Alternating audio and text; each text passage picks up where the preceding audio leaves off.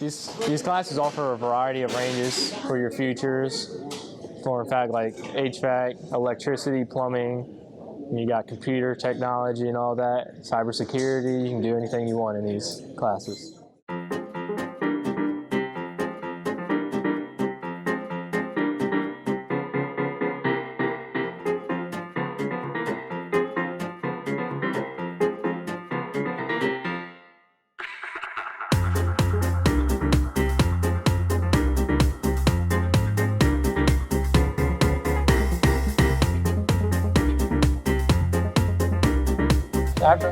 After I graduate from high school, I would like to do HVAC. That's why I'm taking this class, and build my future and have a foundation. So when I do go into the real world, I'll be able to get a job, maybe straight out of high school in this, and build my future from there.